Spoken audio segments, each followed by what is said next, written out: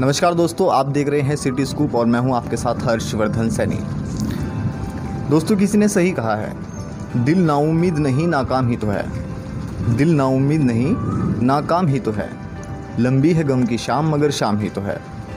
और ठीक बिल्कुल वैसे ही हमें देखने को मिला है। पूरे लॉकडाउन में आपने काफ़ी समस्याएं झेली होंगी, काफ़ी कुछ आपके सामने परेशानी आई होंगी और इसका सीधा सीधा असर हमारी ज़िंदगी पर पड़ता है।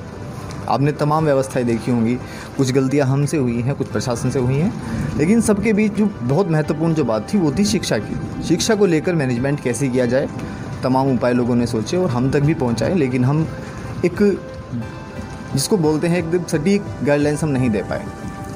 और ये एक बहुत बड़ा मुख्य कारण इसलिए भी है क्योंकि एडवाइजरी के अकॉर्डिंग ही हम लोगों को चलना होता है। और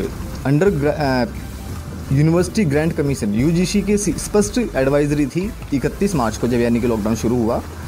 उसमें ये था कि जितने भी कॉलेजेस हैं, यूनिवर्सिटीज़ हैं जो एफिलेटेड हैं यूजीसी से, वहाँ क्लासेस नहीं चलेंगी और किसी भी तरह का वर्क वहाँ नहीं किया जाएगा, ऑफिशियल वर्क भी नहीं किया जाएगा। इन तमाम चीज़ों को मद्देनज़र रखते हुए मैं आज बात करूँगा मदरहुड यूनिवर्सिटी की। मैं कोई एडवर्टीज़मेंट नहीं कर रहा हूँ, लेकिन बहुत अच्छा उन्होंने कार्य किया है इस लॉकडाउन में। सबसे अहम जो कार्य था उनका वो था ऑनलाइन क्लासेस। उन्होंने अपने तमाम छात्रों को ऑनलाइन क्लासेस प्रोवाइड कर रहे हैं, लगातार ये जारी है। और बहुत स्टूडेंट्स, लगभग 6000 स्टूडेंट्स, आप यकीन नहीं करेंगे, ग्रामीण परिवेश से जो आते हैं वो इस सुविधा का लाभ ले रहे हैं।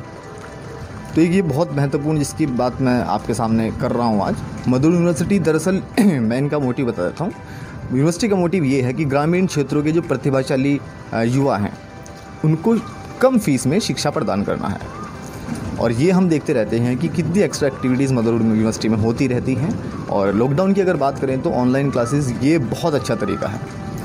लगभग 6000 लोगों तक अपनी जो क्लासेस हैं वो पहुंचा रहे हैं। और ऑनलाइन जो क्लासेस हैं वो हर डिपार्टमेंट में अप्रोक्सीमेटली दी जा रही हैं, जिसमें कि आप मान सकते हैं पैरामेडिकल डिपार्टमेंट हो गया, लीगल डिपार्टमेंट हो गया, मैनेजमेंट डिपार्टमेंट हो गया, मेडिकल डिपार्टमेंट हो गया।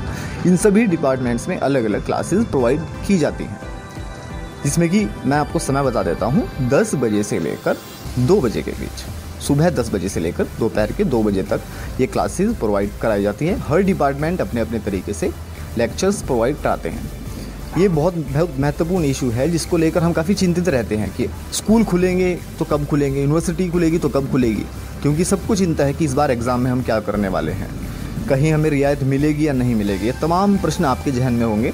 इन तमाम प्रश्नों को मद्देनज़र रखते हुए हम आपको जो यूनिवर्सिटी का जो मोटिव है इसको इसलिए समझा रहे हैं ताकि आप अपनी पढ़ाई में बाधा ना देख सकें और ऑनलाइन क्लासेस का पूरा फ़ायदा भी उठाएं। इसमें कि एक इससे हटके एक फैसिलिटी ये भी है कि 3 बजे से लेकर 5 बजे, शाम को 3 से 5 तक जो सेशन होगा उस लाइव सेशन में आप अपने क्वेश्चंस पूछ सकते हैं, जो भी स्टूडेंट्स यूनिवर्सिटी से अटैच्ड हैं, और उनका आंसर भी आपको टाइमली दिया जाएगा। ये पर डे एक रिपोर्ट तैयार होती है और ये रिपोर्ट पूरी प्रोसीड्यूर के बाद सबमिट होती है प्रोफेसर डॉक्टर नरेंद्र कुमार शर्मा, जो माननीय वाइस चांसलर हैं, और पूरी मॉनिटरिंग वो इसकी करते हैं। तो बहुत अच्छा ये पहल उन्होंने की है और मैं चाहता हूँ कि जितने भी शिक्षण संस्थान हैं वो इसी तरह के कार्य करें ताकि लोगों तक, बच्चों तक अपनी सुविधाएं पहुँचा सकें।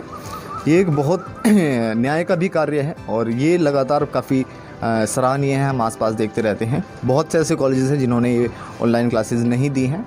इस पूरे परिवेश में अगर मदरहुड ऑनलाइन क्लासेस प्रोवाइड करा रहा है तो ये अपने आप में एक बड़ी बात है, जिसमें कि स्टूडेंट्स की खुद रोचक हो जाती है। अब आप सपोज़ कीजिए, अगर मैं अभी तक इंटरनेट के माध्यम से कभी क्लास नहीं ली है और ग्रामीण परिवेश के वो व्यक्ति, वो स्टूडेंट्स जो अक्सर ग्रामीण क्षेत्रों में रहते हैं और एक लिमिटेड दायरे में रहते हैं, उनको बाहर की दुनिया से ज़्यादा कनेक्ट नहीं कर पाते हैं, उनके लिए ये बहुत एंटरटेनिंग भी है जो ऑनलाइन लेक्चर्स हैं, क्योंकि इससे पहले शायद उन्होंने नहीं ले पाए हैं। और परिस्थिति ऐसी है कि वो अब मुझे ऐसा लगता है कि भले ही वो कॉलेज नहीं जा पा रहे थे, लेकिन वो ऑनलाइन क्लासेस को ज़रूर फॉलो कर रहे हैं। ऐसे कई एग्जाम्पल हमारे सामने आए और आप यकीन नहीं करेंगे, वॉच जो टाइम है, वॉच जो व्यूअर्स हैं वो काफ़ी हैं लाइव सेशन में। तो बधाई के पात्र हैं मान्यवर, आपने बहुत अच्छी पहल की है और तमाम सोसाइटी में तमाम जितने भी शैक्षणिक संस्थान हैं उनको आपने ज़रूर एक मिसाल पेश की है। इसमें एक बहुत बड़ी समस्या जो मेरे साथ जिक्र करते रहते हैं तमाम युवा शहर के, तमाम गार्जियन शेयर करते हैं कि क्या इस बार फ़ीस माफ़ होने वाली है।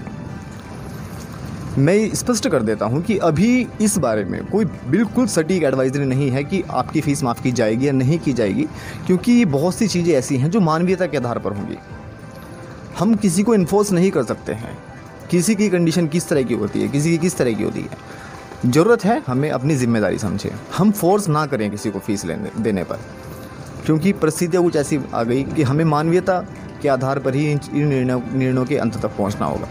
अगर मानवीयता नहीं दिखाते, आज हम कोरोना से हमने जीत हासिल की है, कोरोना की इस लड़ाई में, और ये इसलिए हासिल की है क्योंकि भारत में मानवता का चेहरा एक बड़ा चेहरा है और हमेशा हम एक दूसरे की हेल्प के लिए खड़े रहते हैं।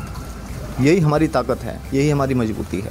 मुझे गर्व है अपने भारत पर, मुझे गर्व है अपने उत्तराखंड पर, मुझे गर्व है अपने रुड़की पर।